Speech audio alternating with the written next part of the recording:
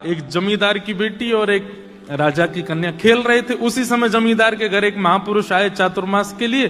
तो संत अपनी बढ़िया ठाकुर जी निकाली, उनका सिंहासन रखें, उस पर शालिग्राम भगवान को विराजमान करें, पंचामृत अभिषेक करें। अब ये दोनों कन्या द्वार पर खड़ी खड़ी देख रही थी और फिर इन दोनों ने एक दूसरे को देख के बोला, ये वाला खेल हम भी खेलेंगे, ये खेल बहुत अच्छा है। इत्र से भगवान को बिल्कुल चिकने कर दो, तुलसी तोड़ के लाओ चढ़ा दो, पुष्प तोड़ के लाओ चढ़ा दो, फिर उनके 2 तिलक ऐसे लगा दो, आरती कर दो, फिर भोग लगाओ, जैसे हम खाते हैं वैसे इनको खिलाओ। ये खेल बहुत अच्छा, हमको भी खेलना है। अब वो दोनों बोली कि पहले सीख तो लें। तो रोज जाकर के बैठ जाती उन महापुरुष के पास और पूरी सेवा देखती कैसे करते हैं ये, और एक दूसरे से फिर बात करती, ऐसे करना है, फिर ऐसे करना। वो बोलती ऐसे नहीं, बीच में ये भी तो करना है। बोले हाँ हाँ ये भी करना है। 4 महीने उनके देखने में ही निकल गए। अब 4 महीने बाद महापुरुष का जाने का समय आया।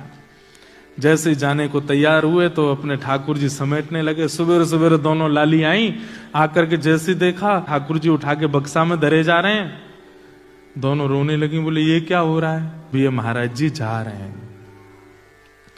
इतना रोई फूट फूट करके उन महाराज जी के चरणों में छोटी छोटी लाली। वो बोली महाराज जी आप चले जाओ, पर अपने ठाकुर जी हमको दे जाओ। हमने पूरी सेवा सीख ली इनकी, हम पूरे 4 महीने हम यही तो करती थी कि आप कैसे करते हो। तो महाराज जी छोटी सी लाली है, 4-5 साल की दोनों की आयु, कैसे करेंगी सेवा?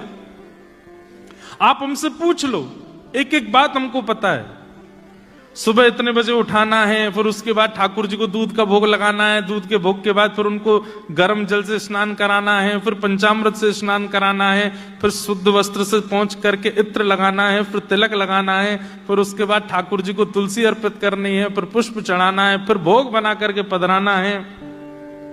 सब आता है हमको, आप अपने ठाकुर जी हमको दे जाओ। और कोई अपने ठाकुर जी कैसे दे सकता है? महाराज जी तो परेशान हो गए, बोले ये क्या होगा?